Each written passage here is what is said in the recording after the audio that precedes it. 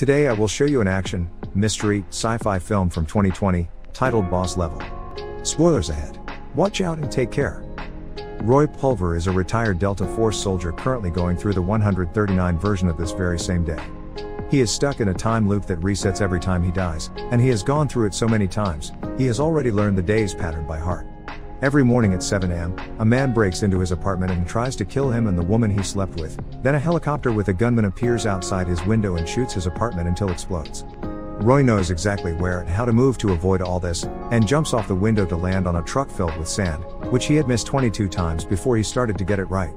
Then he hijacks a car and drives to escape two more assassins in a minivan. Roy does not know their names, so he calls them Pam and Esmeralda.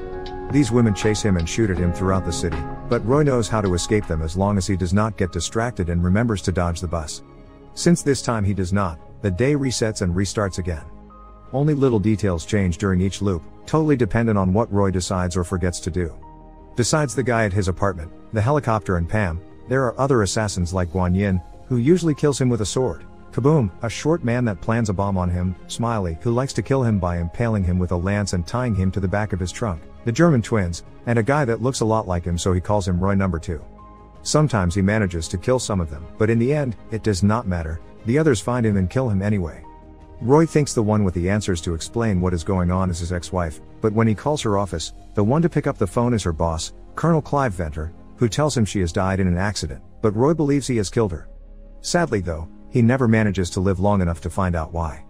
On the days he manages to escape the bus and Pam, Roy makes it to Jake's diner, where he must hurry to take a seat at the bar or the last spot will be taken by Dai Feng, a world champion swordmaster that Jake has a crush on.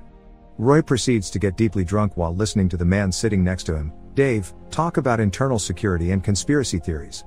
At 12:47, the assassins always find him and kill him right there in the middle of the diner, which means Roy has never made it even a minute past this point.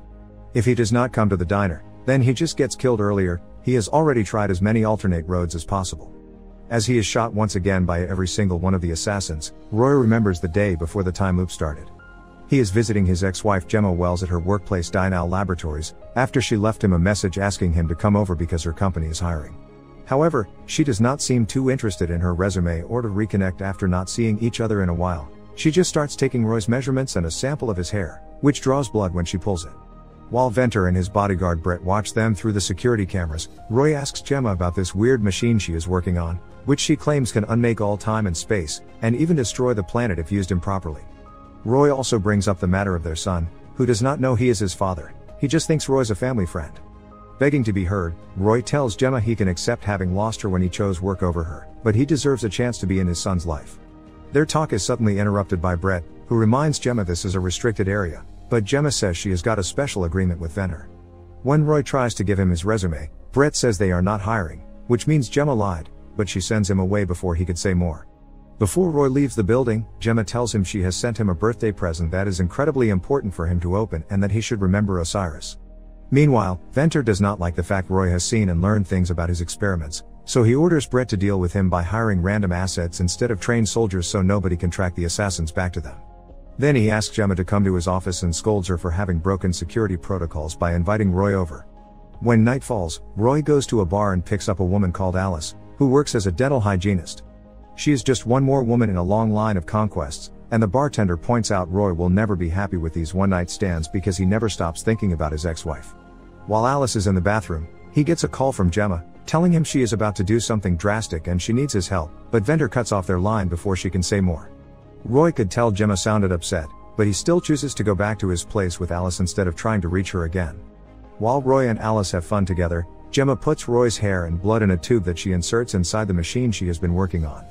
Seeing this on the security cameras, Venter decides she has gone rogue and sends Brett after her. This was the last normal day Roy got to live before the loop started. But now that he has revisited his memory of his conversation with Gemma, he realizes he has never checked the birthday present she has sent her. So he finally opens the package and finds a book titled Iset and Osiris with a note from Gemma on the back cover that says time waits for no man. He is so distracted by the book that he forgets about taking the right steps to avoid the assassins. He dies 2 more times before he manages to escape with the book thanks to finding a button on the car he always hijacks that he has never noticed before. After pressing it, the car starts going much faster, causing Roy to miss the exit that takes him to Jake's diner. Instead, he ends up at the underground Atlanta Mall, where he sits down to read the book Gemma left him. He does not understand what the story of Iset and Osiris has to do with anything, but he interrupts his reading when he sees his son Joe buying something from an older kid. When he realizes that he is the only family he has left now that Gemma is dead, he follows Joe into an arcade where they hold esports tournaments.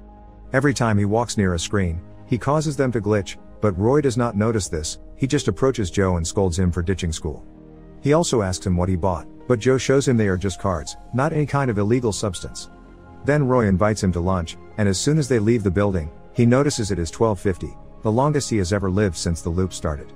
As he analyzes what he has done differently, he finally realizes they must have put a tracker on him, and the metal walls of the diner and the underground location of the shopping mall have kept him safe. At that moment, the assassins arrive and shoot Roy as he grabs Joe and puts himself between the bullets and his son, dying as he tells him he is his father. When the day restarts once again, he asks the man that has broken into his apartment about the tracker, but he will not tell him where it is. Moments later, Roy arrives at the diner and goes straight to the bathroom so he can closely inspect his body, going as far as putting fingers up his own rear, but he still does not find the tracker. Remembering Dave knows all about this stuff, he asks him where he would hide a tracker, and Dave suggests the teeth. This brings back a memory to Roy. Alice, the dental hygienist, putting him to sleep on a dentist chair while Brett watches them. She had been part of their trap all along. After getting more alcohol and pliers from Jake, Roy goes to the bathroom with Dave and starts removing his teeth until he finds the tracker, only to be killed a second later by Roy number 2. When the day restarts, he interrogates Alice, who tells him she had been paid by Brett to implant the tracker before she leaves. Roy follows the usual routine until he makes it to Jake's diner, where he removes the tooth with the tracker and then takes it to an abandoned building to use it as a trap. His plan works and Pam shows up, but she refuses to say who hired her, so he kills her with her own gun, which used to belong to a certain Geman dictator. Roy knows Gemma has put him in this for a reason, but since he cannot go far back enough to save her, everything is meaningless. The only thing he has left is revenge, so Roy has fun with his newfound trackerless freedom and kills all the assassins that have been chasing him. Using the phone he stole from Kaboom, he talks to Brett and promises he will find him inventor as well. Roy drives to the laboratories and tries to smash the door open with the car, but he just crashes and is shot by Brett afterward. A series of loops start then where Roy keeps trying different plans to sneak into Dinah, like sending his car with bombs and pretending to be Roy number 2. Stealing his ID does allow him to get inside, but once again, it takes him a few tries until he manages to learn all the tricks to avoid the guards and security cameras. When he finally manages to find a way to sneak some weapons with him, the guards are not a problem anymore, but his next obstacle is Guanyin, whose sword fighting skills are too good for him to stop her with mere wallets. Sometimes, he does not die quickly enough from the sword wounds and Venter finds him, giving the same long, dense speech about his plans to reset history before killing him. It is during one of these speeches that Roy learns the name of the project is the Osiris Spindle, and he realizes two things: Venter does not know it is working, and Gemma has put him in it on purpose so he could become Osiris and stop Venter in his plans. Feeling empowered after learning Gemma still believed in him, Roy starts a new series of loops with a new plan.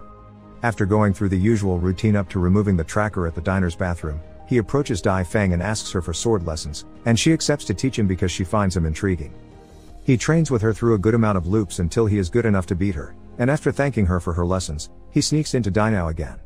This time, he fights against Guanyin with a sword instead of guns and easily stops all her moves. After teasing her a bit by cutting off her ponytail, he stabs her with her own sword. Brett and Venter arrive then, but Brett dies quickly when Roy stabs him on the forehead with the sword. He and Venter begin to fistfight, and when Venter tries to grab a gun, Roy recovers his sword and nails Venter's hand to the floor as he explains nobody should play God and rewrite history. The past should be left as it is so we can learn from it. Venter thinks those are big words coming from an absent father and implies Joe may be in danger, which enrages Roy. After killing Venter, he gets back in his car and rushes to the mall, where he finds out he is too late, his son is dead, and this probably has already happened many times during all the loops he has been through. While he struggles against the police that does not let him come closer to see Joe's body, a bright light appears on the horizon. It is the end of the world, just like Gemma had warned him. Roy comes to the conclusion Gemma is dead because he left her and never called her back when she asked for his help, and now their son is involved in this too. If the world is going to end anyway, there is no point in doing anything, so Roy begins to spend the next few loops in an apathetic state, allowing the assassins to kill him over and over. One morning, however, the violence finally makes him snap out of it and he decides to take advantage of all the time he now has in his hands. He returns to the mall and picks up Joe to spend the day together, playing video games and having lunch. He does this every loop until the end of the world takes them and resets the day yet again. He wants to tell Joe he is his father, but he is too afraid to do it. During loop 249, Roy brings up the subject of Gemma's work, and Joe reveals he talked to her early in the morning after she did not return home. This shocks Roy, who always thought she was killed during the night, so now he starts a new plan to see if he can save her. After resetting the day, he sneaks back into the laboratories and shoots Venter and Brett while demanding answers. Britt confesses they had been trying to find out what she did to the Osiris spindle, because it seems she sabotaged it and now they cannot control the chain reaction she started. Venter realizes Roy is able to sneak in because the spindle is working, which means Gemma made him the missing mass. When looking at the security cameras, Roy finds out the exact time of Gemma's death, 14 minutes after he wakes up. After shooting himself to restart the day, Roy decides to try to save Gemma even if he only has 14 minutes to do it. As always, he kills the first assassin, but afterward, he makes the routine different by jumping directly from the window and into the helicopter. The gunman is kicked off before Roy threatens the pilot with a gun, ordering him to take him to die now as fast as possible. Once he arrives, he takes the gunman's machine gun with him as he sneaks inside the building and uses it to kill all the assassins that are waiting together outside the door. From the pile of bodies, he takes a gun and Guan Yin's sword, and he shoots every guard on his way until he makes it to Gemma's laboratory, where she is being attacked by Brett. Roy does not hesitate to kill both him and Venter in seconds before reuniting with Gemma, who asks him how many tries it took him to get her. He lies and says it was only one, but Gemma sees the truth when he begins telling her all the things he has learned about Joe after promising her he is safe and no assassins are going after their kid. Gemma explains that there is no stopping the spindle, only restarting it. She made the missing mass inside the machine match Roy's DNA specifically, so if he enters the spindle, the day should reset for the last time and time would go back to normal, but she is not 100% sure of that. All this is just a theory since this is the first time she managed to make the machine work and it was all done in a hurry to stop Venter. If time resumes and Roy dies, he will be gone for real, but he thinks he has learned enough information to save both Gemma and Joe without much trouble. So after kissing Gemma, Roy enters the Osiris spindle, and waits for the machine to use him to hopefully restart the day for the last time. Make sure to subscribe and turn on notifications so you can watch more videos like this. Thanks for watching.